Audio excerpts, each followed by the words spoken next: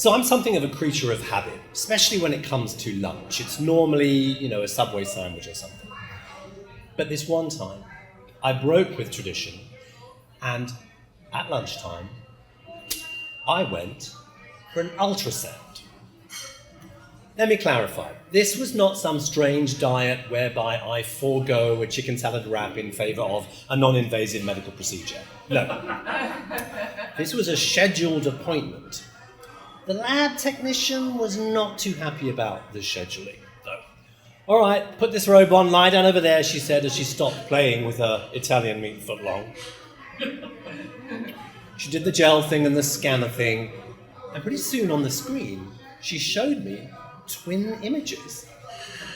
Okay, you can put your clothes back on now, she said. Wait, but what is it? What is it? Well, we'll get the results in a couple of days, but yeah, looks like a double hernia to me. What? That's what old men get, I said. She looked at me silently as she crunched on her pickled spear. Now, I'll admit that this diagnosis wasn't a complete surprise. A few months prior, I had first noticed those little egg-shaped lumps just below my waistband, totally unbothersome. Sometimes they were more visible, sometimes less visible. A bit like nose hair. Or Democratic politicians right now. And armed with this information, I did what any intelligent, self-respecting man-baby would do, and I completely ignored it. I didn't even tell my partner, not even when he, out of the blue, arranged a birthday adventure climbing giant trees, harnesses and everything. And this is out of choice, I like this, by the way. I loved it. Hernias be damned. He hated it. Pulled a muscle in his stomach, sat down on the ground, took a nap. Fast forward a few weeks, he's away on a work trip to the UK, calls me up one Saturday night and says, "You know that muscle I pulled? Well, it's killing me. I think I need to see a doctor." And I say, "Okay, don't worry, but whatever you do, do not go to the National Health Service." Now, I know as Americans you tend to romanticize our public medicine model, and it is wondrous, but it is completely overwhelmed. Sure, put a hospital in the UK on a Saturday night and you might get caught up in that pub brawl that landed in the emergency room. Or they'll make you wait so long, it will be faster for you to train as a doctor and treat yourself. So we find a private doctor who examines my partner and tells him, "You have a hernia and it's a big one." He's freaking out on the phone. What do I do? I'm saying, calm down. It's a very common condition. Because of course now I'm the expert. In fact, I have a hernia. Actually, I have two. What? I think he's a bit pissed off that I'm stealing his thunder. Look, don't panic. Get some painkillers, come straight home, we'll figure it out. And within 2 days, he's back, he's seen a specialist, and I'm driving him in for emergency surgery. The pain has been stopping him sleeping, and he's a little bit too excited about the anesthesia medication. Keeps asking if he can get some to go.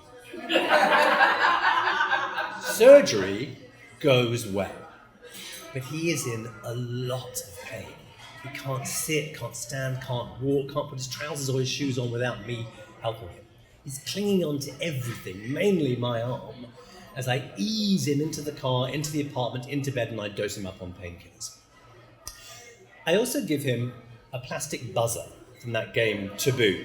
Meep is the noise it makes. And I say to him, "I'm going to work in the other room. If there's anything you need, just buzz." And he's usually so in control, so full of energy, but he's lying there, looking so pathetic, so needy, so helpless. It's adorable, actually. I close the door and go out. Meep! What is it? Can I have a glass of water? Yes, of course, there you go. I close the door, go out. Meep! What do you mean? I can't reach it. Oh, I'm sorry. Let me move it. There you go. I close the door, go out. Meep! Yes? I'm a little cold. Oh, let me get you a blanket. Maybe a pillow. Over the course of a few days, that buzzer goes off a lot. And I feel really bad for him. But actually, I'm kind of enjoying fussing all over him. You know, people show love in different ways. His was the amazing adventure climbing trees. Mine is helping him put his pants and socks on. And so it goes. Meat fuss, meat fuss, meat fuss, for a few weeks until he's pretty much back to normal. And then he turns to me and says, "Now, what about your hernia?"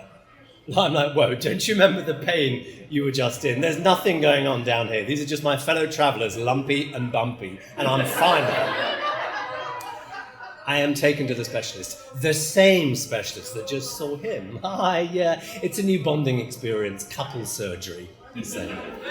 I tell the doctor, "Look, they're not growing any bigger, they don't cause me any pain, I can just leave them, right?" "Well, you know they're not going to go away on their own, don't you?" "Yeah." "And you know they're only probably likely just to get bigger." "Yeah." "And you don't want to be in the kind of pain your partner was in, do you?" "No." "Right, I can fit you in a month." So back we go. Same hospital, same surgeon, same joke about getting some anesthesia medication to go. And yes, surgery also goes well. And I'm lying there in recovery, and at some point I think, I really need to move over. And I brace, ready to cry out in agony. And I don't. I just feel a little uncomfortable and a lot dopey. My partner's looking rather unimpressed. "Aren't you in a lot of pain?" Actually, no.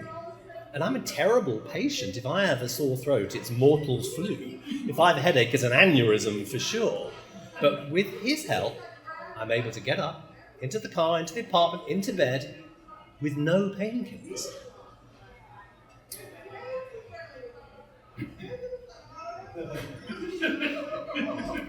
I think he's a bit annoyed at this. And actually, I'm annoyed at this. I want that 24-hour hands-on nursing care that he got. I want the buzzer. I want more pain. He gives me a sandwich. I take a nap. In a day, I'm up and about. In a week, I'm back in the gym, and then very soon, I'm completely back to normal, as if nothing happened. Except something did happen. It brought us closer together. Soon after, he's away on another trip.